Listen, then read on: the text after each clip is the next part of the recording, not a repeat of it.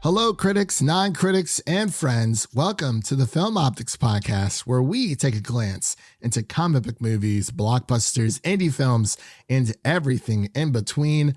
I'm your host, Christian, and today I'm joined by my co-host, Devin, and we're going to be reviewing the latest Pixar film that should have released in theaters, and that is Turning Red. And before we begin today's episode, you can listen to our podcast on podcast platforms around the internet. That includes Apple Podcasts, Spotify, you name it. And if you are a new or seasoned listener to the show, we would love to hear from you guys. Follow us on Instagram and follow us on Twitter at Film Optix. That is Optix with an X. Or you can email us at filmoptix@gmail.com for any movie-related questions. Devin, how are you doing on this fine Saturday? It's the weekend. It's what is it? Fake Patty's Day. That's the big thing. Yeah. Fake. I think it's Fake Patty's Day at my alma mater. St. Patty's Day is next weekend, I think, because usually Fake Patty's Day is the weekend prior to St. Patrick's Day. Next Thursday. Next Thursday. Okay. Yeah. Honestly, since 2020, a lot of things have kind of just blurred in, which kind of sucks. But yeah, everyone's hopefully going to be celebrating some St. Patrick's Day, turning green. But today we're going to be turning red, not out of anger, but out of embarrassment, out of coming of age, out of these. That secondhand embarrassment. Yeah. That was hitting hard. Dude, you're telling me. But how's your weekend been treating you so far? Are you watching anything other than Turning Red this weekend?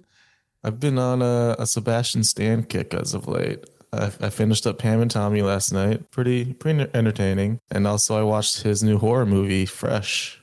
Oh, that's a horror movie. Did not know that. I got to watch. See, and I was trying to figure out what to watch this weekend. I might watch Fresh. I would definitely recommend Fresh. It's very fresh. It's very fresh. To say the least. Because I know we were supposed to cover Pam and Tommy here in the show. We never did. I never was able to view the screenings. Yeah. For me, there was just too much going on, and things kind of get in the way there. But I mean, it is what it is. But I'm definitely going to check out Fresh. As I think I mentioned it last time. I finished Amazon Prime Video's show that is The Legend of Vox Machina. Definitely a really, really good watch. Not for children though. Just want to let you guys know that out there for that series. But if you're a big like high fantasy or Dungeons and Dragons master fan out there, definitely give it a shot. It's some good stuff. So I think I am going to try to watch Fresh. There's a few things coming to streaming services as well. I think Death on the Nile is also coming to HBO Max. I still got to watch West Side Story. Yeah, and the Ben Affleck Ana de Armas. Oh, Deepwater. Deepwater, yeah. I got to add that to the list too. Man, I was going to see if it was getting good reviews first, but I mean, it's Ana de Armas and Ben Affleck. I'm gonna watch either way, but yeah, I know what you mean for sure.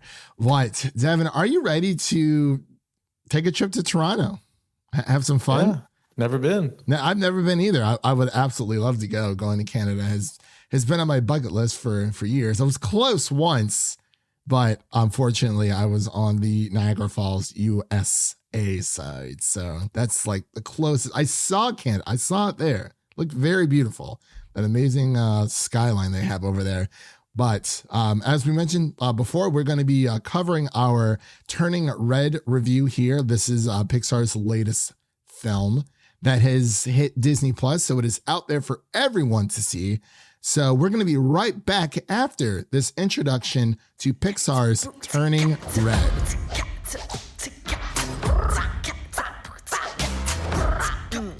Let's go. I'm Meilin Lee. I wear what I want, say what I want, 24/7, 365. I know, it's a lot. But I don't got time to mess around. All about that hustle, am I right? And we are back with our Turning Red review, and the synopsis, the story is as follows. A 13-year-old girl named Meilin turns into a giant red panda whenever she gets too excited. Now, that is a very super general synopsis going on that I found on IMDb. So, I mean, they really know how to cut them short. So it is what it is. But this is directed by Domee Shi. And then the writers also include Domee Shi, Julia Cho, and Sarah Streicher, and stars Rosalie Chiang, Sandra Oh, and Ava Morse, just to name a few. So what we're going to do is we're going to get into our initial reactions, which includes our non-spoiler section. And then when you hear this little bad boy, that means we're going to be getting into spoilers for you guys. Just wanted to let everyone know out there what our plan of attack is today. So I'm actually going to start off this time because I usually have Devin go first, but I just kind of want to start off here on today's episode for my initial reactions. Just as a foreclosure, I actually watched this movie twice, and I also watched the Turning Red documentary after my second watch of it this morning. How was that? I gotta say, Devin, it was very, very insightful, very, very inspiring. Domee Lee, the entire production team, majority of it is female led, which is something I really, really enjoy. I also want to say, obviously, this is a film tailored for, it is a coming of age story, but it is for women. And as two males were recording for this or covering this, there's some things that we're able to relate to, but majority of it we're not able to. A lot of it we can't really speak on. Yeah, this movie's been causing a bit of a stir online with some critics out there. Yeah, which is reviews. Very shocking because, I'm going through Rotten Tomatoes right now. It's sitting at a certified fresh 95% for the tomato meter on the critic side. On the audience side, it's dipped down to a 66% audience score, which again is still fresh, but I really enjoyed this movie more than I thought. I didn't really have any thoughts about it going in. It's another Pixar movie, and Pixar always does it right. Unfortunately, as of late, within these past 3 Pixar movies, between Soul, Luca, and now Turning Red, none of them were able to have that theatrical debut, which is unfortunate. For Soul, yeah, what are we doing, Disney? Come on. I don't know. It's 3 in a row.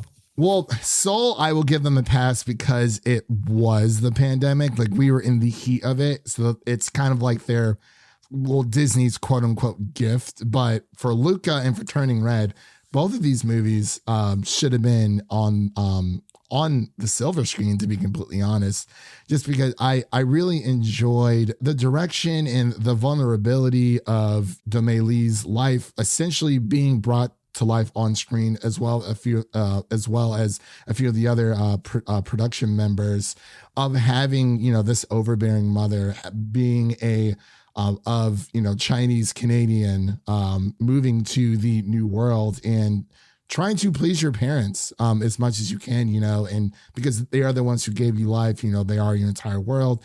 Family always comes first, and I really liked how it is a coming of age story for women and girls who are coming of age watching this, because usually it's not saying that it's usually male led, but in a way, yes, but also a lot of the coming of age films that we see are kind of more so general. They don't really tackle these types of themes. This is a beautiful metaphor for girls who are going through that change, and I really enjoyed it.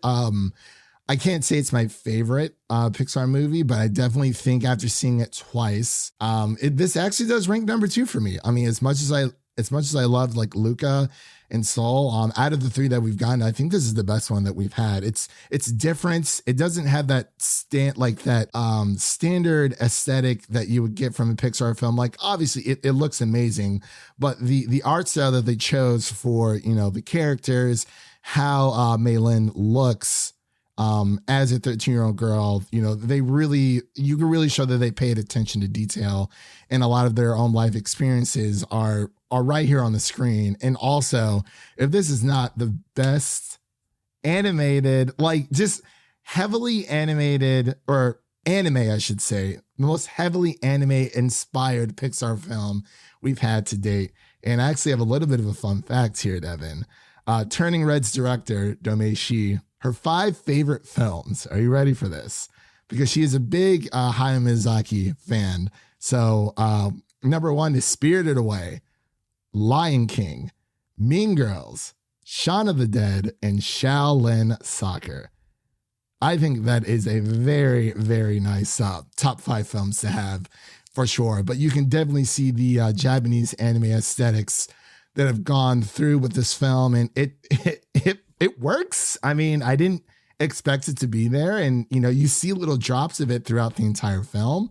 And I really just enjoyed this movie overall. But I'll pass it over to Devin so I can shut up now about talking about this, so he can give his initial reactions to Turning Red.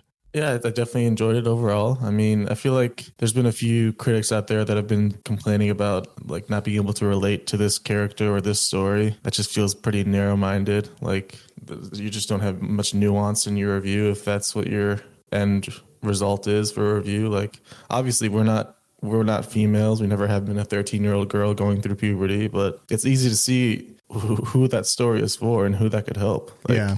Imagine going through that and you can watch this movie and just see somebody else going through it and normalize that for you. Like I can imagine that would be so helpful. Did your sister see this yet or no? I'm not sure. She probably will. Yeah, I mean the cast is great. Sandra Oh as the mom. She kind of breaks the old Pixar mom curse or the Disney mom curse. Wait, what is it? What is this Disney mom curse? I'm very. They just hate moms most of the time. Like usually there isn't one, or they're killed, or yeah, I guess I can kind of see that. There's still like I think the only Pixar film I still have not seen to this day is like The Good Dinosaur. But neither have I. Yeah, I think that's the only one I haven't seen, and I would like to. It's just, but yeah, I guess it is more of. Well, like, do you think that's more of a Pixar thing? Do you think that's more of like a Disney? Probably more Disney. Going back to Bambi. Yeah. Oh, yeah. Especially with Bambi. Yeah. It's crazy. I mean, and going back to what you said about, critics not being able to saying that it's not relatable. Well, of course, to the standard, white male critic out there, it's not going to be relatable. There was one review or short snippet that I found from Rotten Tomatoes from a critic from Chicago Sun-Times, excuse me. I won't say his name, but he stated that the problems are mostly with the script, which often requires Meilin to be almost irritatingly obnoxious. I'm like, well, she's a 13-year-old girl. This is set in 2002, so we've been there. This is screaming for millennials. 100%. These aesthetics are very familiar. The Tamagotchi as well. I thought that was a very boy band. The boy band. Four Town is the name of the band in the show, and of course it's even through the trailer, like they're playing NSYNC. Like this is that song is very catchy. It's insanely catchy, and I love how they are able to just grasp that period of time in 2002. And it's for millennials, absolutely. But overall, this is for the young women out there. I can't say that this is like, there are a lot of Chinese aesthetics within this, of course, with the red panda being native to China, certain parts of China, but there are a lot of Chinese cultural aesthetics and just, guidelines and roots in this movie. But overall, I can't say that this is, a Chinese movie. I would, this is a general coming of age story. Just so happens. I think it is important though to have like these stories of these cultures, like obviously with Coco or Raya or even Soul. Like it's so important to just at least show kids that these other cultures exist and are normal and are accepted. Right. And I really like how they were able to, it's a, Meilin, she is a Chinese Canadian. And of course, the red panda is, it's the colors kind of make up, the red and white, just how it is in Canada with the Canadian flag. So it's really, really perfect. I really, and of course I'm gushing over the film. I'm trying to think if I had any like complete negatives that I could use in the non-spoiler section, but I'm not. There are a few things that I wish they would go into, but did you have anything else you wanted to get off your chest before we get into spoilers? Well, you do know who wrote the song, right? For the Four Town song? Yeah. No, I don't. Oh, come on. I thought you would know for sure. I had no clue. Wait. You're the biggest fan there is. Is it Billie Eilish? Yep. Billy and what's his name? Phineas, her brother. Phineas Ferb. I was going to say Ferb. Her brother Ferb. You know what? That actually makes sense because I was looking up stuff and on Google, and someone typed in one of the presets was Turning Red Billie Eilish. I'm like, what? And I didn't even think about it. I was like, I don't know, maybe, but I absolutely love that. So, hey, the more you know. Like, see, you bring in a nice little trivia fact, and then I bring in one for the director as well. I mean, and again, like I said, for the anime aesthetics, it is so beautiful, and I really wish this movie would have been able to see on the big screen because there's just so many amazing moments, so many amazing scenes that it's like, man, like, I mean, I loved watching it at home. Don't get me wrong. Like I feel like I have a really good TV to kind of like really make the colors pop and whatnot, but it would have been awesome to see this in a theater. And the same thing with Luca. It really is. It's disappointing. But are you ready to get into the spoilers, Devin? Yeah. All right, ladies and gentlemen, that is your first spoiler warning for Turning Red again. That is your second spoiler warning for Turning Red. So if you haven't seen the movie, pause this podcast, go watch it on Disney Plus. It's the weekend. I'm snowed in, at least for the most part here on my side of the world. I'm assuming the same for Devin. But if you haven't seen it, go watch it. It's a great film honestly for the entire family. And I love how niche this message is for a specific group of individuals, not only just for women, but for, the Chinese Canadians out there. It's so specific. And I was like, man, this is just really awesome. Like, I love the love and the care that they put into this. It's very raw, very vulnerable when it comes to the aesthetics of this film and just the overall message of, growing up and having that ugly side. But let's get into spoilers here really quick. There is one small thing that I did want to talk about that I wish was a little bit different.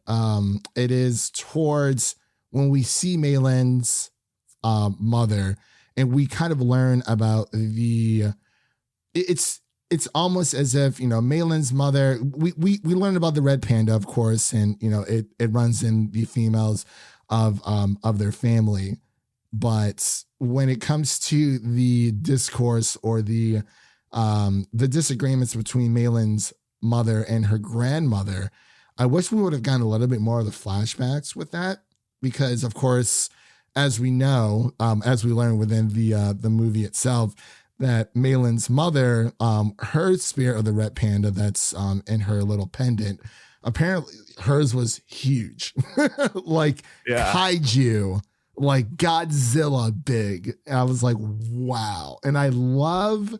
I got to give a shout out to Meilin's father. He was probably one of my favorite, like, just characters. MVP. The MVP, one of the most understanding fathers. He took a little bit of a backseat, but he was there for his daughter at the end of the day. And I love. Did you see the post-credit scene with him? No, I did not know there's a post-credit scene. Now I got to go back. See, he's a secret Four Town fan.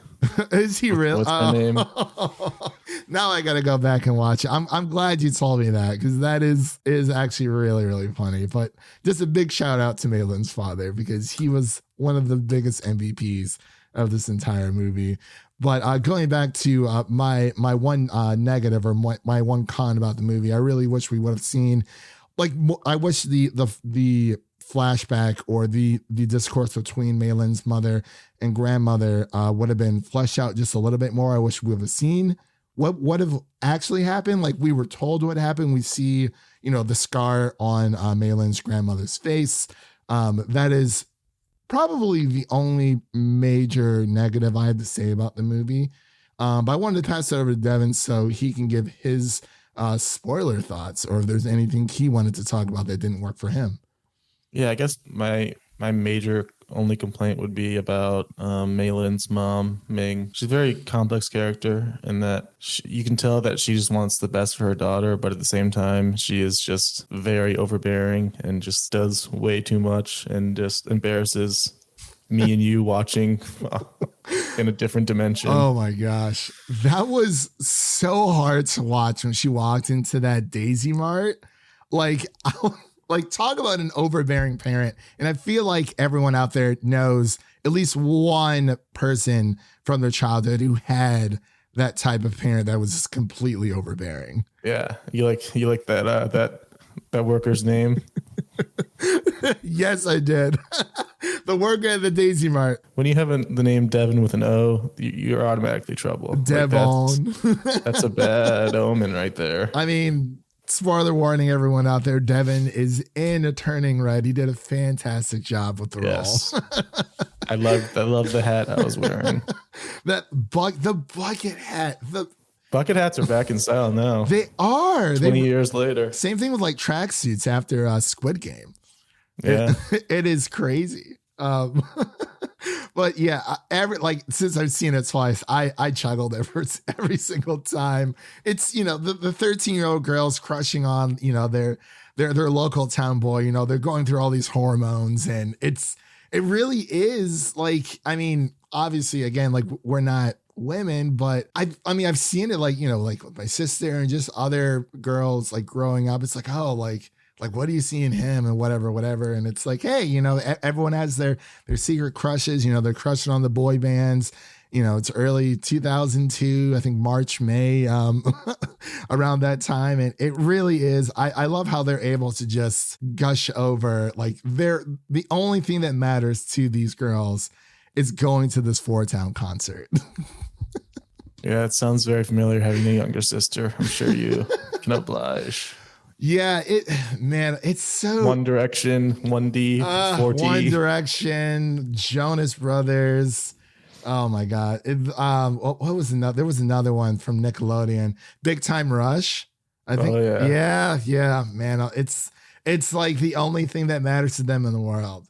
And of course, through this entire movie, that really is, one of the main goals, Meilin, she's trying to figure out who she is. And, you see this pressure mainly from her mother, like, as we said, her father takes more of a backseat. I got to watch. Yeah. I found it kind of hard to connect with her mom, because it feels like she's being like very overbearing and very protective, despite having her own experience with her own mom. You would think that she would like kind of learn from that and take away like a lesson from that you don't have to be as overbearing with your own child. It just feels like there's a disconnect there. Like she went through a traumatic experience with her own mom, and now she's not really doing much to prevent that from happening again.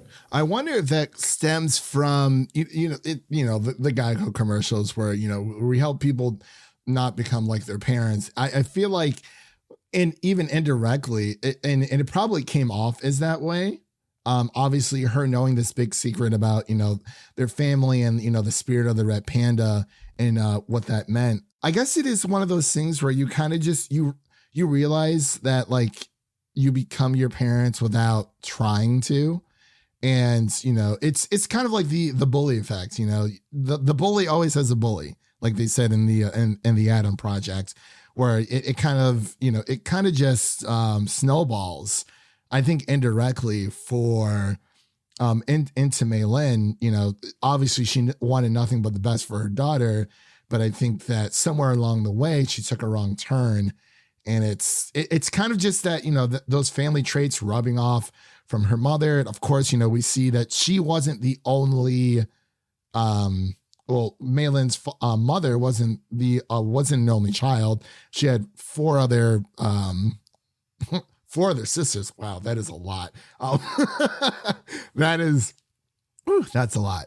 But, she had four other sisters. So it might have been, I wish they would have kind of dug deep into like, it kind of seems that, especially having five daughters or just five children in general, you'd be fighting for your parents' love. But I do see where you're coming from, Devin. I'm not entirely sure. I would have to watch it again just to kind of see if there was anything else I was missing. But it seems like it was just something indirectly that happened, because as we see, towards the end of the third act, she said, she wanted to, watch her daughter like a hawk, because obviously she knew this was coming, and maybe that kind of got all mixed in with everything. And it's kind of, nothing stays forever, but I do see what you're saying. And like not even like a warning, like, hey, that panda you dress up as, yeah, that'll be you in a couple of years. Yeah. And I wonder if, obviously, and it's much like with Meilin's mother, obviously her having the biggest panda spirit, and then Meilin's spirit coming early. So I'm not sure if there necessarily is like a specific age that when it comes, it's just and even in the movie, Meilin's mother, she kind of freaks out, and she's like, oh my gosh, like I thought we had more time. And it's literally just one of those things that just, life throws at you, and you're not ready for it, but it's here and you just have to deal with it. But it's a bit of a few questionable things, but of course it is a kids movie. So, I mean, I wish I can get more logical with it, but if we do, we're going to be here all day. Yeah, definitely. But was there anything else you wanted to talk about? I feel like we can end this one a little bit early, just because we are a little bit pressed for time, or at least I am today, unfortunately. But we'll get into final thoughts about this movie. What did you think about that amazing climactic ending? Very Power Rangers-esque.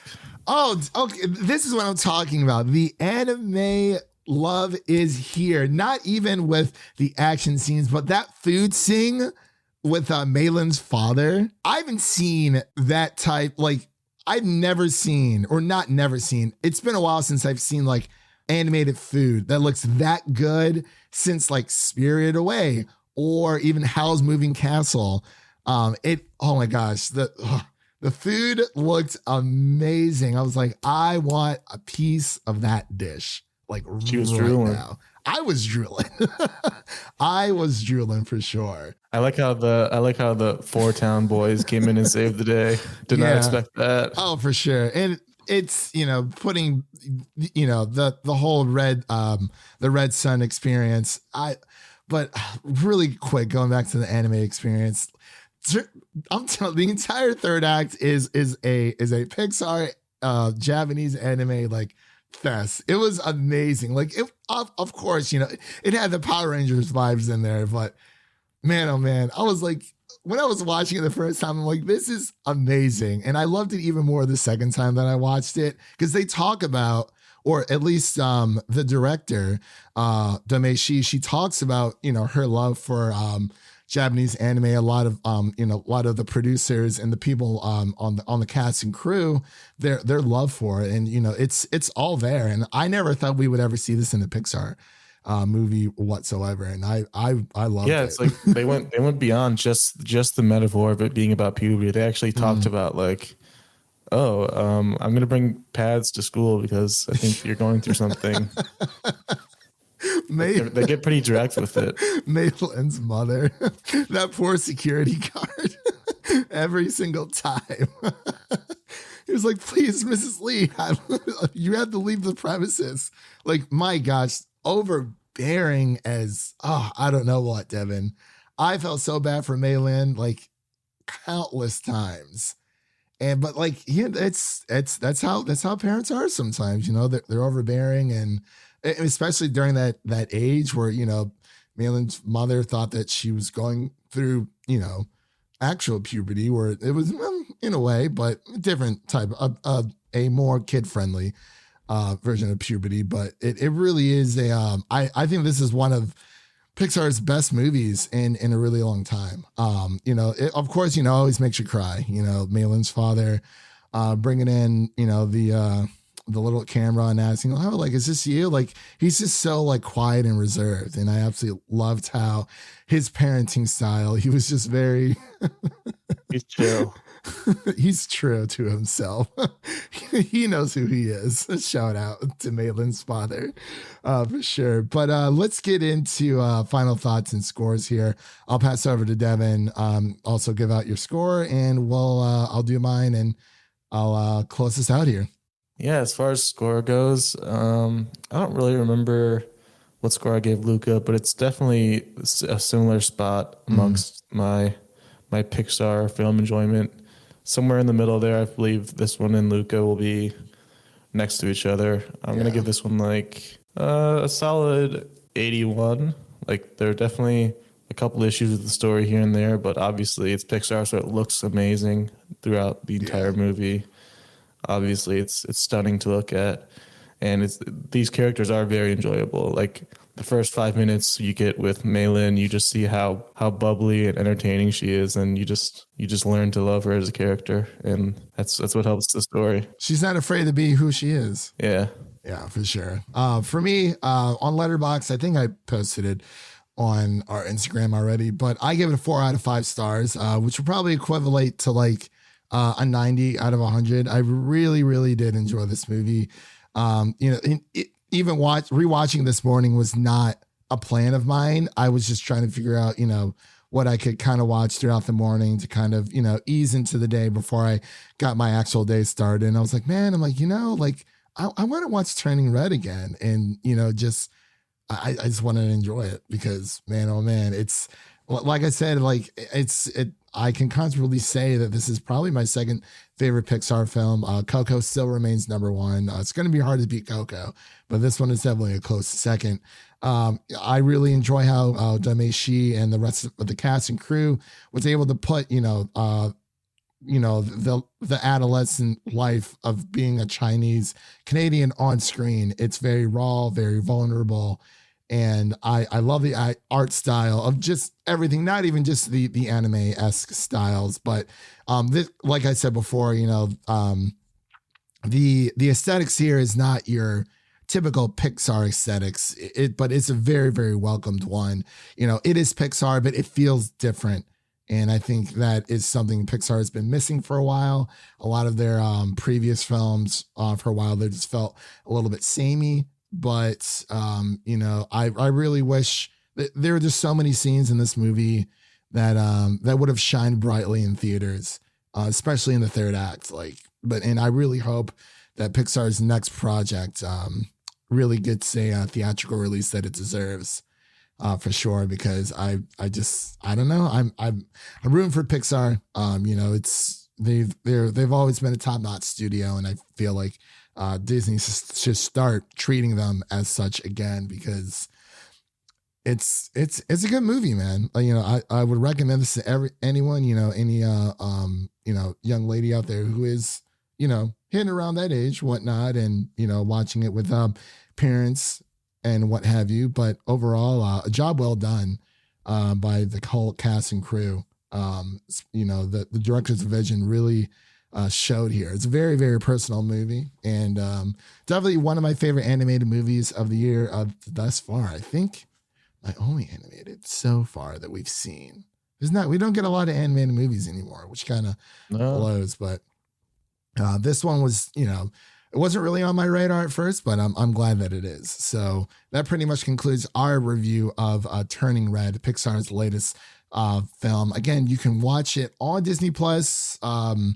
It's no extra charge whatsoever, which is really, really nice. That whole Disney Plus premiere thing, that was a bit steep. What was it, $30? And all you had to do was wait like a few months or something for like Black Widow and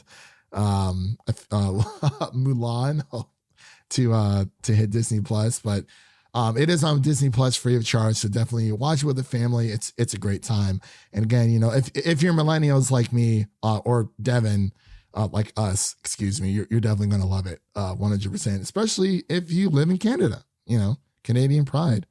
Oh Canada, our home and native land. So what's coming up in the podcast, you might ask? We have our Hunger Games Mockingjay Part 1 episode that is out now, as well as our Batman, the Batman, spoiler and non-spoiler review that is out on the podcast, as well as our Euphoria Season 2 review and our The Adam Project review that is now streaming on Netflix. So definitely check that out if you've watched that movie.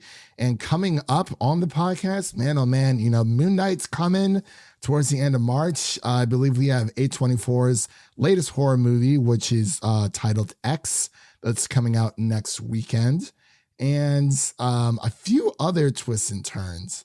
My gosh, I'm trying to think what else the Halo series as well. We're going to be covering that. I believe we decided to do, we're going to do Moon Knight weekly. But for Halo, I think we're going to wait till the end just because it's a lot to cover. A lot to cover for sure. So definitely check out some of our other TV reviews that are on the podcast right now. Of course, we have our Peacemaker season 1 review that we did with the lovely Tessa Smith, aka Mama's Geeky, as well as our Raised by Wolves review that me and Leo from Geekly Goods tackled over there. So that pretty much concludes what's coming up on the show. And always, don't forget to share an episode of our podcast with a friend, whether it be your mother, your brother, your lover, whoever it may be. Always make sure to share a episode of the Film Optix podcast with a movie lover in need. So that pretty much concludes our review altogether. Again, Devin, thank you always for coming on. My co-host, couldn't do all this without him. So I think it's time we take a trip to Canada.